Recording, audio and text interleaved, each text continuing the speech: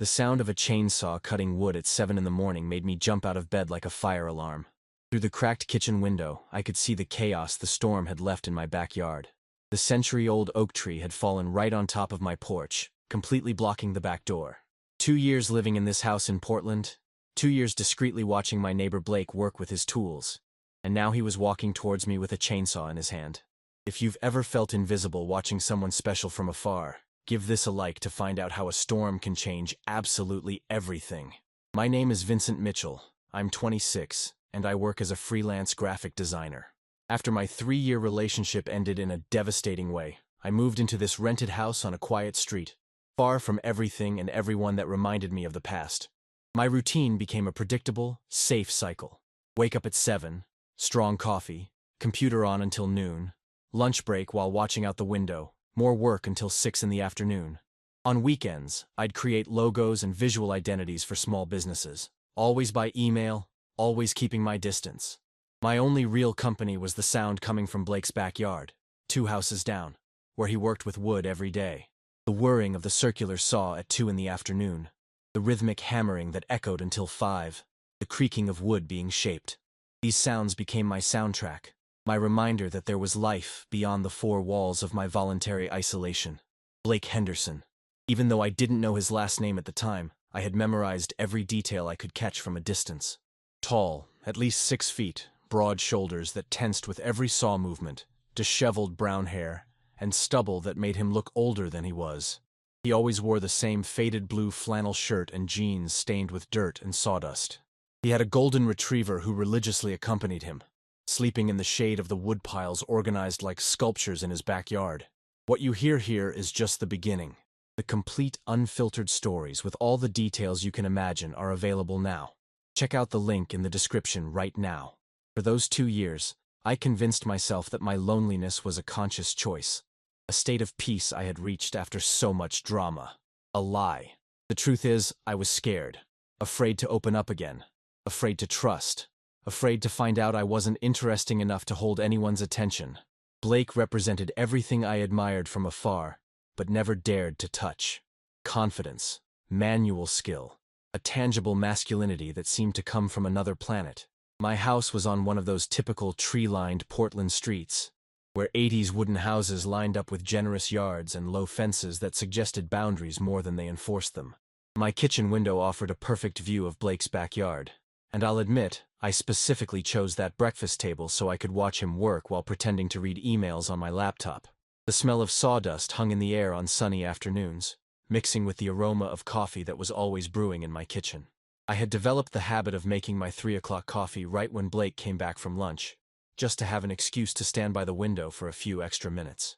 I'd watch him caress each piece of wood as if it were something precious, testing the texture with his hands before deciding how to cut. On hot days, he'd work shirtless, and I'd find myself losing focus on work, hypnotized by the rhythm of his back muscles moving. It was pathetic, I knew. A grown man spying on his neighbor like a lovesick teenager. But those stolen moments were the only times I felt truly alive, connected to something beyond client demands and endless deadlines. Blake seemed to inhabit a more real world than mine, where hands created tangible things and sweat meant concrete progress. Then came the storm. In the early hours of Thursday morning, I was woken by the most terrifying sound I had ever heard, like a giant was dragging heavy furniture across the sky. Winds of over 60 miles per hour turned Portland into a ghost town, knocking down century-old trees like toothpicks. The oak in my backyard, which I estimated was at least 80 years old, didn't survive. The crash when it fell made my whole house shake. I woke up to glass scattered across the kitchen floor, huge branches sticking through the destroyed porch, and leaves and debris covering every surface. The back door was completely blocked by a trunk almost 6 feet in diameter. It was as if nature had decided to redesign my backyard in the most dramatic way possible. I stayed up all night, listening to the storm's last gasps and mentally calculating the damage. My porch was destroyed. The kitchen window had a crack that ran from corner to corner, and smaller branches had punctured the roof of the shed where I kept tools I didn't even know how to use properly. When day broke, I went out the front door to assess the damage from outside. The backyard looked like a battlefield. Leaves, branches, and pieces of wood covered every inch of the lawn, as if someone had exploded a giant tree right in the middle of my property. The smell was intense. Wet earth, fresh sap, and something that resembled a primitive forest. That's when I heard the familiar roar of a chainsaw coming my way. I turned and saw Blake walking through the side yard, carrying not only the saw but also ropes, axes, and other tools I couldn't even name. He was wearing muddy work boots, the same jeans as always, but this time a gray thermal shirt that highlighted the contours of his chest and arms even more. "Hey, neighbor." His voice was deeper than I imagined, warm, with an almost imperceptible country accent. "I'm Blake. I saw the storm's mess. Can I help you get this tree out of the way?" I stood there like an idiot, still in my pajamas and slippers, with disheveled hair, probably looking like someone who had just survived the apocalypse. It was the first real conversation we'd had in 2 years of being neighbors, and I was completely unprepared for the reality of his presence. Up close, Blake was even more impressive. Broader shoulders, bigger hands, and green eyes that shone with a genuine kindness I couldn't capture from a distance. Sure, that would be amazing," I managed to stammer, feeling like a clumsy teenager. "But I can't afford a professional service right now, and this looks like a lot of work." Blake laughed, a low musical sound that made something in my chest flutter. "Relax, man. We're neighbors. Besides," he patted the fallen trunk affectionately, "this oak here is a treasure. It would be a crime to let this wood just turn into firewood. With your permission, I'd take some parts for my projects. It's a fair deal." As he spoke, his hands caressed the rough bark of the tree with a reverence that made me swallow hard. Long, calloused fingers traced the natural lines of the wood as if they were reading a story in Braille. "You work with wood?" I asked, even though I already knew the answer by heart. "I'm a woodworker. I mostly make custom furniture. I moved to Portland 3 years ago to try and make a name for myself in the local art market." Blake pointed to his backyard, where I could see the organized piles of different types of wood up close for the first time. "That golden over there is Duke, my official supervisor and most honest critic." The dog, hearing his name, lazily lifted his head from the shade and wagged his tail once before going back to sleep. "So, partner, you accept the help? I promise I won't charge or leave a mess." The difference between us was glaring and intimidating. Blake radiated practical confidence, a natural ease, as if solving complex physical problems was just another item on his to-do list.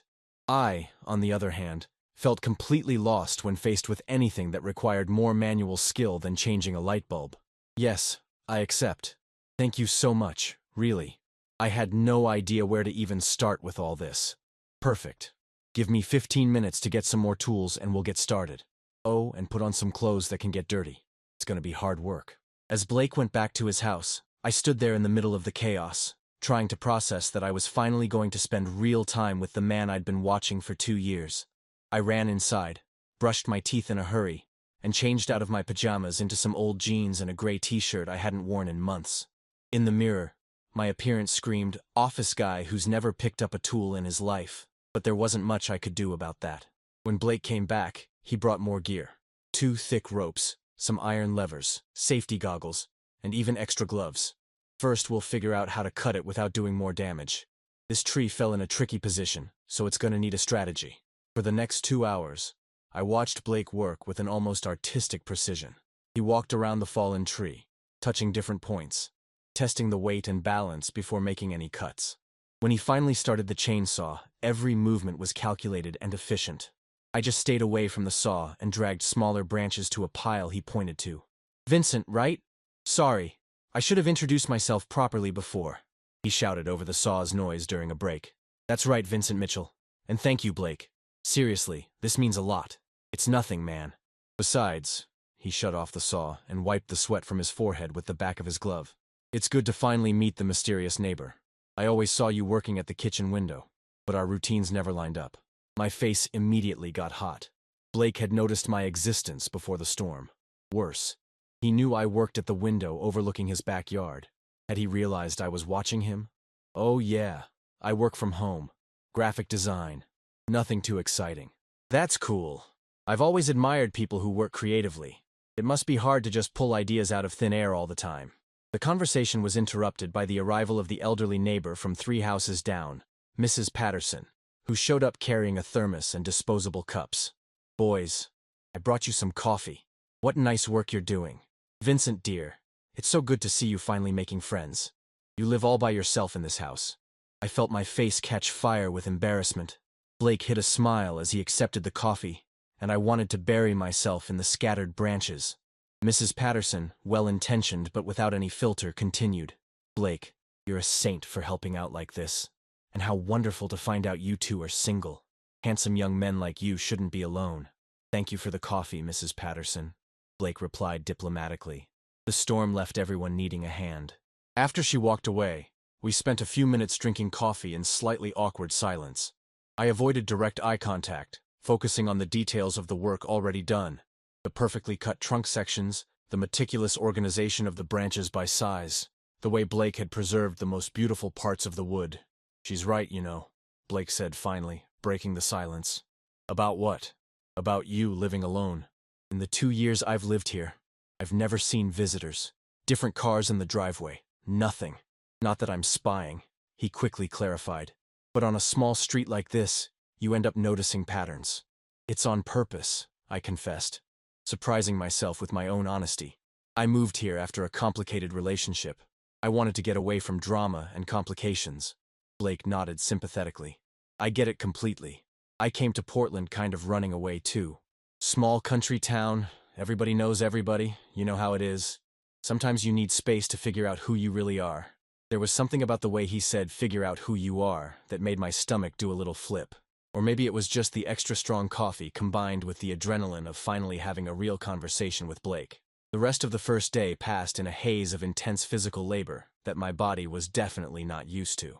Blake taught me how to use a simple lever to move heavy branches, how to identify which parts of the wood were cracked and needed to be discarded, and most importantly, how to work as a team without hurting ourselves with the tools. When I say now, you pull the rope. When I say stop, you stop immediately, no matter what's happening. Safety first. Always, he explained as we prepared one of the heaviest sections of the trunk. His instructions were clear and patient, and I felt strangely proud every time I managed to complete a task without messing everything up. Blake, in turn, seemed genuinely impressed with my willingness to learn. For someone who said they've never picked up a tool, you have a good intuition for this kind of work, he commented when I managed to help position a particularly heavy section. At the end of the day, we managed to remove most of the branches and cut the main trunk into smaller sections. My porch was still destroyed and the window cracked, but at least I could use the back door again. More importantly, for the first time in 2 years, I didn't feel invisible. While Blake was putting away the tools, I brought 2 cold beers from the fridge, the least inappropriate thing I could think of to thank him for a full day of free labor. We'll finish taking out the last parts tomorrow. That main trunk there, he pointed to the massive cylinder that still blocked half the walkway, is going to need a different technique. It's too heavy to carry, so we're going to have to roll it to the street. We drank beer sitting on the steps of the partially destroyed porch, watching Duke explore the new smells the storm had brought to the yard. The sun was setting, painting everything in golden light, and for the first time in months, I wasn't anxious for the day to end. Can I ask you a kind of personal question? Blake said after a few minutes of comfortable silence. My stomach tensed up. Sure. Why graphic design? I mean, what made you choose it? The question was simpler than I expected, and the tension dissipated. It was kind of accidental, actually. I started by making logos for some friends who had small businesses. I found out I had a natural talent for it, and when I needed to make money working from home, it became a profession. It must be satisfying to create a company's visual identity from scratch, like giving personality to something that was just an idea before. The observation surprised me. Most people saw design as making pretty things on the computer, but Blake had captured the creative essence of the work. That's exactly it. What about you? Did you always want to work with wood? I inherited my dad's tools when he died, 5 years ago. At first it was just a hobby, a way to connect with him, you know? But I found out that wood is like talking to something alive. Each piece has its own personality, a story to tell. Blake ran his hand over the side of the cut trunk next to us. This oak here, for example, must be at least 80 years old. See these marks on the trunk? They were scars from previous storms. The wood gets stronger where it's been hurt. I watched his big hands trace the irregular lines on the bark, fingers following the marks as if he were reading a 3-dimensional biography. There was something almost hypnotic about the way he touched the wood. Reverent, careful, intimate. That's kind of poetic, actually, I commented without thinking. Blake laughed softly. My friends back home thought I was a little crazy for talking about wood like it was a person. But that's how I feel, you know?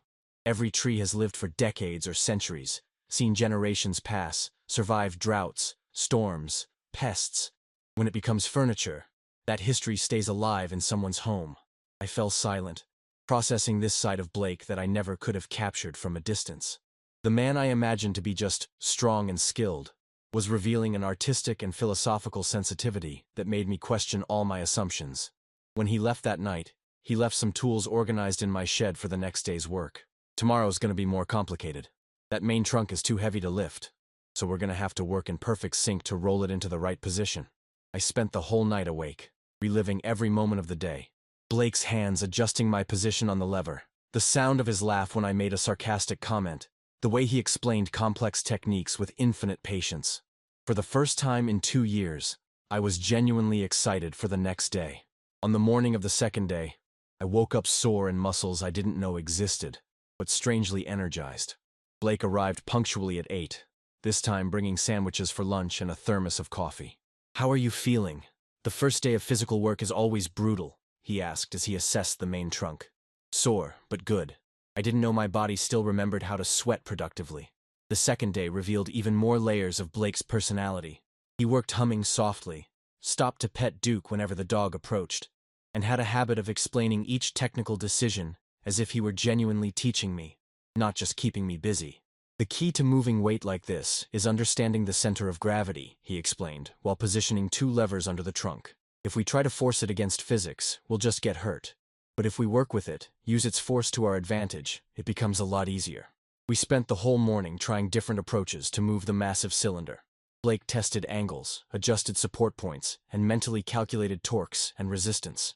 I just followed instructions and tried not to get in the way, but I gradually started to understand the logic behind each movement.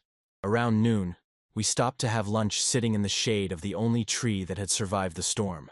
Blake had brought turkey sandwiches with homemade artisan mustard and cold water in reusable glass bottles. "Sorry to be curious, but have you always lived alone?" he asked as we ate. "No. I lived with my ex-boyfriend for 3 years. When we broke up, I had to start from scratch in every sense." The word boyfriend came out naturally, without hesitation. There was no reason to hide it. Blake didn't seem like the type of person who would have a problem with that. "I get it. Breakups are always complicated, especially when it involves a house, a routine, that whole tangle of shared life." His response was completely natural, with no apparent discomfort or change in tone. Blake continued eating as if I had just commented on the weather. "What about you? Have you ever lived with someone?" "Only once. A 2-year relationship with a girlfriend in the town where I grew up. We broke up when I decided to move to Portland. She wanted marriage, kids, a predictable life. I wanted, I don't know, to figure out who I was away from everyone who thought they knew me." Blake paused, staring at his sandwich as if he were choosing his words carefully. "Sometimes I think I came here more to run from expectations than to look for something specific, you know? Everyone in town expected me to take over my dad's shop, marry Sarah, have kids at 25, die at 70 in the same place I was born. And now? Have you figured out who you are?" Blake smiled, but it was a complicated, a little sad smile. "I'm starting to suspect that figuring out who you are isn't a destination you arrive at. It's more like a process that never ends. Every day you learn something new about yourself, especially when you meet different people." The way he said "different people" made me feel something stir in my stomach. I couldn't figure out if I was imagining subtext or if there was really something more behind the comment. The afternoon brought the biggest challenge, moving the main trunk. Even cut into smaller sections, the central cylinder still weighed easily 400 pounds and needed to be rolled at least 50 feet to get to the street, where the municipal service could collect it. Blake came up with a complex system involving 2 ropes, 3 levers, and a lot of coordination. "When I say now, you pull this rope here while I push with the lever. It has to be exactly together, or the thing will roll in the wrong direction and we'll lose all our progress." He positioned me carefully, adjusting my grip on the rope, checking my posture. "Feet firm, knees slightly bent. If you slip, let go of the rope immediately, don't try to hold on. Wood hurts, but it recovers. A broken bone is more complicated." His hands adjusted my position on my shoulders, fingers pressing lightly to correct the angle. It was the first deliberate touch between us, and the electric current that shot up my arms was impossible to ignore. "Ready? Let's try. 1, 2, 3! I pulled the rope with all the strength I could muster, feeling the trunk begin to move slowly. Blake pushed from the other side, his arm muscles contracting against the iron lever. For a second, the system worked perfectly. The massive cylinder rolled a few inches in the right direction, but the ground was still muddy from the storm's rain. My feet slipped at the exact moment the trunk gained its own momentum. The rope escaped from my hands and my body was thrown backward, right toward the muddy ground and the sharp branches scattered around. In a split second, Blake let go of the lever and lunged toward me. His arms wrapped around my waist in a movement so fast and instinctive that I didn't even have time to process what was happening. His hands closed around my belt, pulling me against his chest with enough force to completely stop my fall. We were stuck together for 3 eternal seconds. My body pressed against his torso, my back against his chest. I could feel every muscle fiber through his thermal shirt. Blake's heart was beating fast against my shoulder blades, his warm breath on my neck, his strong arms still holding me as if I would disappear if he let go. The world stopped. His scent, clean sweat mixed with sawdust and something that was purely masculine, completely invaded my senses. His hands still closed on my belt, fingers inadvertently brushing against the exposed skin between my t-shirt and pants. I felt every contour of his body against mine, the comforting and disturbing solidity at the same time. "Are you okay?" His voice came out hoarse, lower than normal, very close to my ear. I turned slowly in his arms, our faces inches apart. His green eyes were dark, intense, searching mine with an urgency that had nothing to do with concern about the accident. I could feel his breath on my face, see small beads of sweat on his forehead, notice that his lips were slightly parted. I whispered, unable to look away from his lips. Blake didn't let go of me immediately. His hands moved slowly from my waist to my arms, fingers tracing the path as if he were memorizing every inch. The tension in the air between us became so thick it felt like you could cut it with one of his saws. "Sorry, He started to pull away, but stopped mid-sentence, his eyes still glued to mine. "You don't need to apologize. You saved me from a nasty fall." "It wasn't about that," Blake replied, his voice even lower. "When I saw you fall, my first thought wasn't about the trunk or the branches. It was just to protect you." The way he said it, the intensity in his eyes, made my stomach do a complete flip. Blake finally let me go, but he remained standing there, too close to be casual, too far to be what my body was suddenly wanting. "We should try again with the trunk," I managed to say, trying to ignore the tingling I still felt where he had touched me. "Yeah, sure. But this time I'll find a less slippery surface for you to stand on." The rest of the afternoon passed in a strange and delicious tension. Blake became more careful, more protective, always checking my position before we started any movement. I, for my part, was hyper-aware of every accidental proximity. When he adjusted my grip on the rope, when he passed behind me to grab a tool, when our shoulders brushed against each other as we assessed the progress. We finally managed to move the trunk to the desired position using a different technique. Small incremental movements, instead of one big coordinated force. Blake spread dry sand on the ground to give me more grip, and worked closer to me, one hand always free to stabilize me if necessary. "Done," he announced when the last piece of trunk reached the sidewalk. "The city guys will pick all this up tomorrow." We stood watching the result of our work. My backyard finally free of debris, organized piles of usable wood separated from the organic waste, an order that hadn't existed since before the storm. "Blake, I don't even know how to thank you. You saved my life today, literally and figuratively." He laughed, but it was a nervous laugh. "Nah, man. It was teamwork." "No, it wasn't. You did 90% of everything. You taught me what to do, and you still kept me from getting hurt. At least let me make dinner for us. It's the least I can do." Blake hesitated for a few seconds, and I could see the internal conflict on his face. "I don't want to be a bother." "You won't be a bother at all. I have the ingredients to make a decent risotto, and after 2 days of working in my backyard, I think you deserve at least a home-cooked meal." "Okay, but only if you let me help. I'm not a good cook, but I can chop things and do the dishes." An hour later, we were in my kitchen, working together to prepare mushroom risotto. Blake had taken a shower in my shed and put on a clean t-shirt he brought from his house. Without the work dirt and with his wet hair combed back, he was even more handsome. The kind of natural masculine beauty that made my chest tighten. "Do you cook often?" he asked, while chopping mushrooms with surprising precision. "Almost every day. It's kind of meditative, you know? After spending hours in front of the computer, using my hands for something concrete and immediate helps me turn my mind off. I get it completely. It's the same feeling I get with wood. Something about creating with your hands that calms a part of your brain you didn't know was tense. We cooked while talking about culinary techniques, the difference between creative work and physical work, and how Portland had changed in recent years. Blake revealed a surprising knowledge of ingredients and flavor combinations, a result of years of cooking for himself. Living alone forces you to develop domestic skills, or you starve to death eating instant ramen, he said, laughing as he stirred the risotto I had left in his care. True. Although I spent about 6 months subsisting on basically delivery and frozen food when I moved here, I wasn't in the emotional state to take care of myself properly. Blake stopped stirring the risotto and looked at me with genuine attention. Was the breakup that hard? Not the breakup itself. The relationship was difficult. Finding out the person you shared 3 years of your life with was lying about fundamental things. It kind of breaks your trust in your own judgment, you know? I can imagine. It must be devastating to find out the person you thought you knew was an edited version of the real person. The observation was so accurate that I felt a lump in my throat. Exactly. It's like finding out you were in love with a character, not a person. Blake finished stirring the risotto and turned to face me completely. For what it's worth, from what I could see in these 2 days, your judgment about people seems to be working just fine now.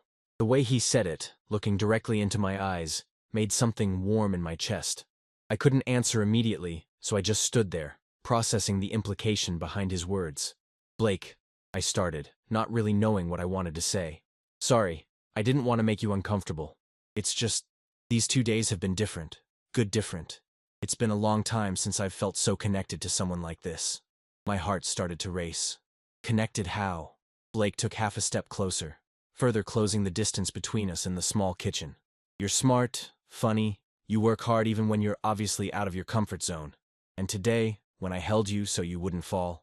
He stopped mid-sentence, running a hand through his hair in a clear sign of nervousness. When you held me? I prompted, my heart beating so hard I was sure he could hear it. It felt right.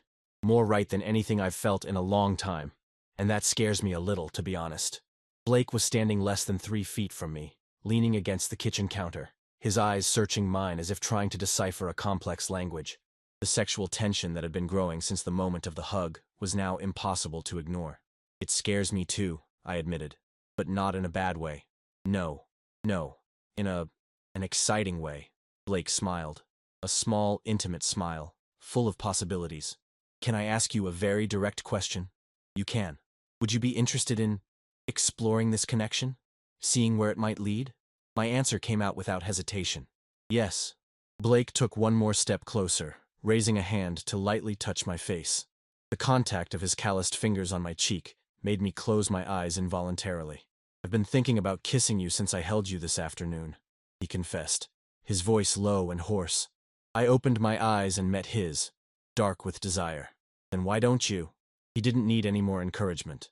Blake leaned in, and his lips met mine in an initially soft, exploratory kiss. His hands went to my waist, pulling me lightly toward him, while my own hands grabbed the front of his t-shirt. The kiss deepened gradually, tongues meeting, breaths getting faster.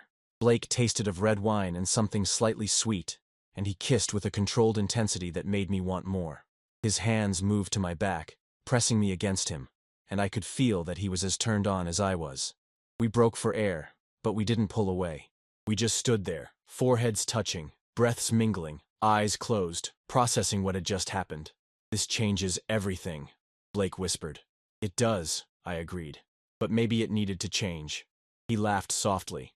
The risotto is gonna burn if we don't pay attention. Screw the risotto, I replied, pulling him in for another kiss. This time there was no hesitation. Blake kissed me hungrily, hands exploring my back, fingers tangling in my hair. My own hands found their way under his t-shirt, his warm skin and defined muscles responding to my touch. Without breaking the kiss, Blake guided me away from the stove, pinning me against the kitchen wall. His body pressed against mine, one thigh between my legs, his big hands framing my face as he kissed me like it was the last thing he would do in his life. Vincent.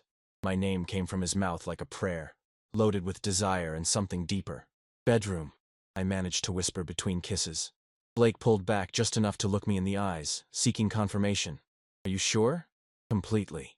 He took my hand and led me upstairs, stopping every few steps to kiss me against the wall, his hands exploring with growing urgency.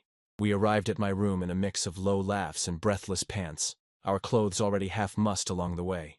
Blake stopped at the entrance to the room, looking at me with an intensity that made my stomach flip. I've never done this before. With a man. Me neither. Well, not like this. Not with someone who…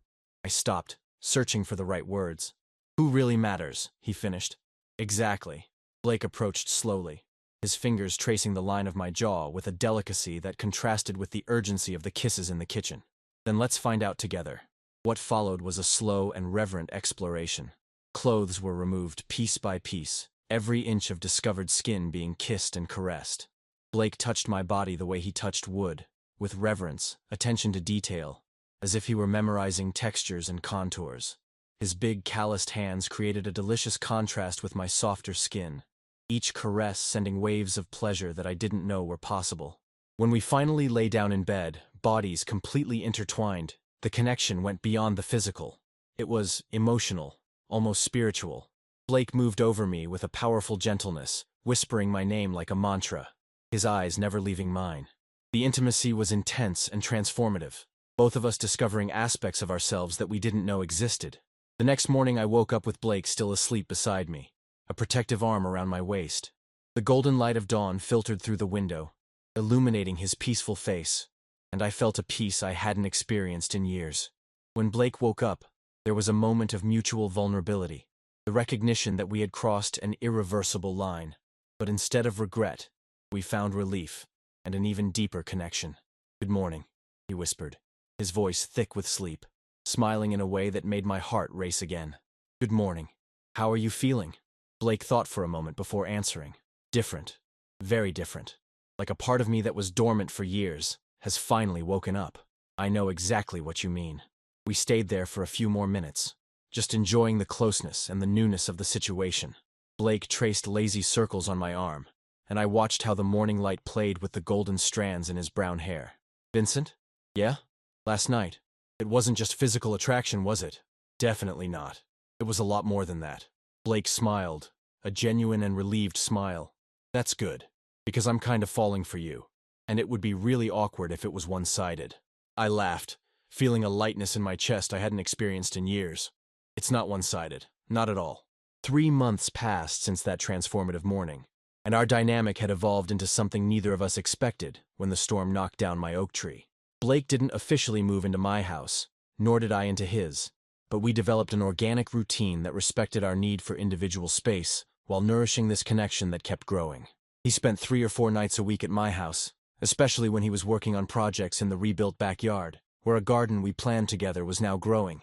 I, in turn, started working some afternoons in his workshop, finding that the sound of the tools and the smell of wood were much more inspiring for my creativity than the isolation of my kitchen.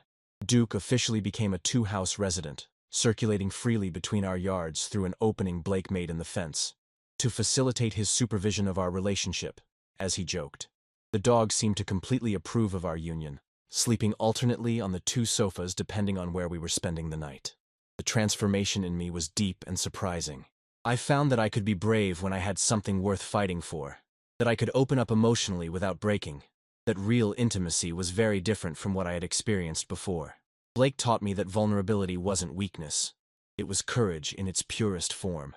You're more confident, he commented one afternoon as he watched me explain technical details of a branding project to a client on a video call. More present. Like you're finally inhabiting your own life instead of just observing it. He was right. For the first time in years, I didn't feel like I was pretending to be an edited version of myself. With Blake, I could be completely authentic, insecurities, neuroses, talents, and all, and be accepted exactly as I was. Our differences, which initially seemed like insurmountable obstacles, turned out to be complementary in unexpected ways. My analytical tendency helped Blake better organize his projects and price his work more strategically. His practical and intuitive approach taught me to trust my instincts more and to let go of the obsessive need to control every variable. You made me realize that I was underestimating the value of my work, Blake confessed one night as we were finishing a custom piece of furniture for a local gallery. I always thought that charging more would be greedy, but you showed me that it's about valuing the art and the skill. And you showed me that not everything needs to be planned to death to work out. Sometimes the best things happen when you just trust the process. Our friends, the few each of us had, were divided between surprise and obvious relief. Marcus, my only close friend in Portland, said he'd never seen me so alive and present as in the last few months. Sarah, Blake's ex-girlfriend who had become a distant but genuine friend, commented over the phone that she finally understood why he had needed to leave his hometown. "You were looking for Vincent. You just didn't know it yet." The most interesting thing was to discover that our physical connection continued to evolve even after the initial newness wore off. Every time we made love was a new discovery, sometimes urgent and passionate, sometimes slow and meditative, but always with an emotional intimacy that transformed the physical act into something transcendent. "I never imagined being with someone could be like this," Blake whispered one morning after a particularly intense night. "It's not just about physical pleasure. It's like my soul has finally found a home." I completely agreed. With Blake, sex wasn't a performance or validation. It was communication in its purest form, a way of expressing feelings that words couldn't adequately capture. Of course, not everything was perfect. We had our first real fight in the second month, when Blake took on a project that was too big and spent a whole week with almost no sleep to meet the deadline. I felt ignored and insecure. He felt pressured and misunderstood. We spent 2 days avoiding eye contact until we finally sat down and talked like adults. "I'm not used to having to consider someone else's feelings in my professional decisions," he admitted. "Not out of selfishness, but because I've never had anyone who really cared about my well-being. And I need to learn that supporting you sometimes means giving you space, not hovering and trying to help with things I don't understand." The conversation was difficult but necessary, and we came out of it with a more mature understanding of how to navigate our individual independence within a real partnership. 6 months after the storm, I'm in the transformed backyard, watching Blake build a dining table from the reclaimed wood of the fallen oak. The same Duke is sleeping in the shade, but now I'm part of the scene instead of just a distant observer. I'm wearing one of Blake's flannel shirts over my t-shirt, not because it's cold, but because I like to carry a piece of him with me. The table is almost ready, and it will be our first truly shared piece of furniture. Blake insisted on using the wood from the tree that brought us together, saying that our story would be literally integrated into our home. I keep thinking how funny life's turns are. I reflect out loud while he applies the final coat of varnish. I spent 2 years convincing myself that I was fine alone, that observing life from a distance was enough. A storm knocked down a tree and, along with it, all the walls I had built around myself. Blake stops working and looks at me with that smile that is now only mine, loaded with intimacy, humor, and a tenderness that completely disarms me. "The wood gets stronger where it's been hurt." He repeats the phrase he said on the first day, but now it's loaded with a much deeper meaning. Sometimes you need a storm to find out you weren't living. You were just existing. I walk over to him, and he automatically extends a hand smudged with varnish. I take it without hesitation, our fingers intertwining naturally. I learned that sometimes, what looks like destruction is just preparation for something better. That courage isn't the absence of fear, but the decision that something is worth more than the fear. That real love isn't about finding someone perfect, but about finding someone whose imperfections fit perfectly with your own. Blake pulls my hand to his lips, kissing my knuckles delicately. And that sometimes the person who will change your entire life is living 2 houses down, waiting for a storm to give you both an excuse to finally meet. We laugh together, and it's a completely different sound from the nervous, lonely laugh I used to give when I was trying to fill awkward silences. It's the laugh of someone who finally understood that they belong somewhere, with someone. If this story reminded you that it's worth it to step out of your comfort zone, that sometimes the best things in life come disguised as problems, give it a like below. Subscribe to the channel because there are a lot more stories of unexpected connections coming up. I look around our backyard. No longer my backyard, but our backyard, where Duke is running between organized tools and plants we chose together. The porch has been rebuilt, more beautiful than before. The cracked window was replaced with a bigger one that lets in more light. Even the debris from the storm has been transformed into something beautiful. Sometimes the person who can change your life is closer than you think. Maybe on the other side of your window, maybe 2 houses down, waiting for you to have the courage to take the first step. Or even better, waiting for a storm to give you both the push you needed. Blake finishes applying the varnish and comes to join me. His arms wrapping around me from behind, his chin resting on my shoulder as we watch our rebuilt world. "What's next?" I ask, leaning into the solid warmth of his chest. "Now we live," he replies simply. "One storm at a time, one discovery at a time, one day at a time. Together." The metaphorical camera slowly pulls back, showing two men embracing in the sunny backyard, surrounded by evidence of destruction transformed into renewal. The new table shines with fresh varnish. Duke is sleeping peacefully in the shade, and the space where a solitary oak once grew now holds a garden cultivated by 4 hands, and 2 visions of the future finally in sync. Subscribe to the channel and give a like to get access to more stories like this. What you hear here is just the beginning. The complete, unfiltered stories with all the details you can imagine are available now. Check out the link in the description right now. Until the next adventure, folks. And remember, sometimes the end of the world is just the beginning of everything.